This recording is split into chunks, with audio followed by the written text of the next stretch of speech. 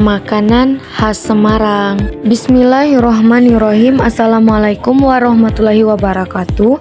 Salah satu ciri mahasiswa yang beriman dan cerdas dan kreatif selalu berpikir, bertindak positif dengan melakukan aktivitas edukatif yang bermanfaat bagi dirinya juga bagi orang lain. Kegiatan yang bermanfaat seperti melakukan pemberdayaan masyarakat terutama bidang ekonomi, sosial, dan budaya. Pada kesempatan ini kami mahasiswa Prodi Pendidikan Nonformal FKIP Universitas Bengkulu dalam mata kuliah Difusi Inovasi Pendidikan membuat kajian masakan khas daerah Indonesia sebagai bentuk pelestarian budaya Nusantara sekaligus melihat peluang bisnis yang dapat mensejahterakan kehidupan masyarakat. Kegiatan ini diinspirasi oleh dosen mata kuliah Difusi Inovasi Pendidikan Bapak Dr. Muhammad Ilham Abdullah. Audiens yang berbahagia, judul video saya yaitu tentang masakan daerah Semarang. Mari kita simak baik-baik penerapan berikut sehingga dapat dipahami dan dijadikan peluang bisnis kuliner. Sebelumnya, perkenalkan nama saya Zalma Damayanti. Di sini saya akan membacakan atau menjelaskan tentang resep masakan daerah Semarang. Kemudian, dalam strategi pemasaran jelaskan hal-hal yang perlu diperhatikan menurut Bapak Ilham Abdullah, dosen PNF FKIP Unip dan pendamping tenaga kerja mandiri pemula atau TKMP Provinsi Bengkulu. Dalam kuliah Difusi Inovasi Pendidikan, beliau menyarankan agar usaha bisnis maju prospek hal-hal perlu diperhatikan antara lain yang pertama, menetapkan segmen konsumennya. Yang kedua, kualitas, keunikan, keistimewaan produk atau jasa yang dijual agar tidak kalah saing dengan pengusaha lain sejenis. Yang ketiga, dapat memperluas promosi melalui berbagai media, terutama media sosial seperti TikTok, WA, Instagram, Messenger, YouTube, Facebook, Twitter, dan sebagainya.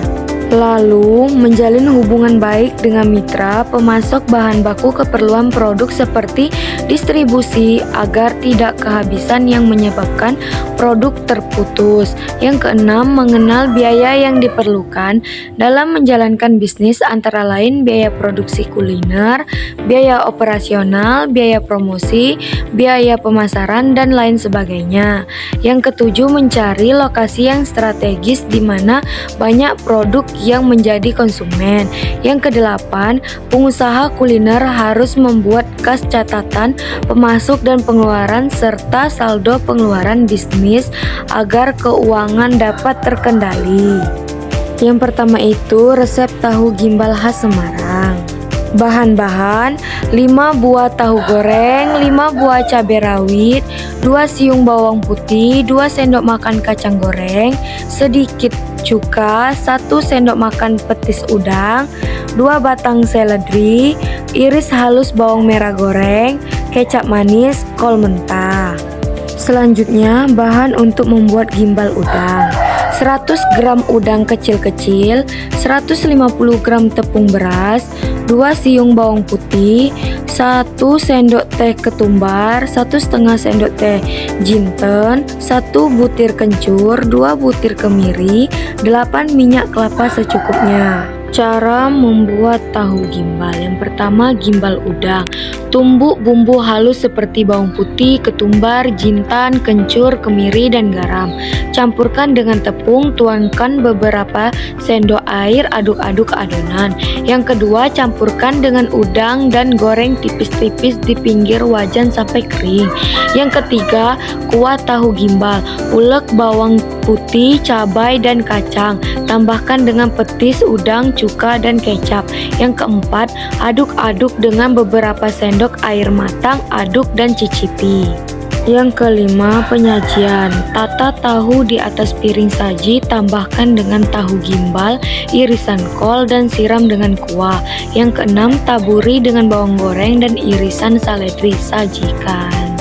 Selanjutnya, resep mie kopio khas Semarang.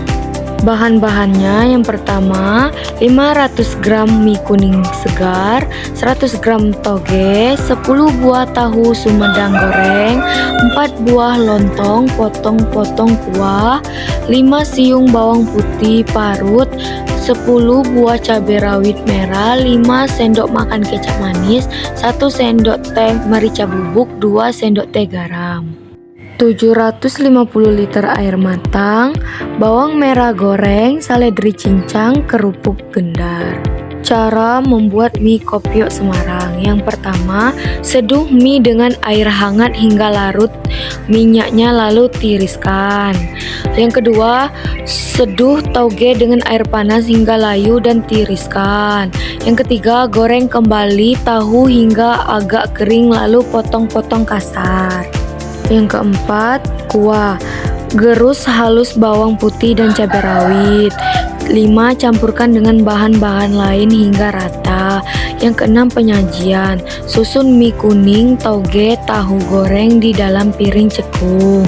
Ketujuh, siram dengan kuah secukupnya, tambahkan kecap manis jika suka. 8. Taburi bawang merah goreng, seledri dan kerupuk gendar. Yang kesembilan, sajikan segera. Demikian yang dapat saya sampaikan, semoga bermanfaat dan menjadi amal ibadah bagi kita semua. Terima kasih, salam sejahtera.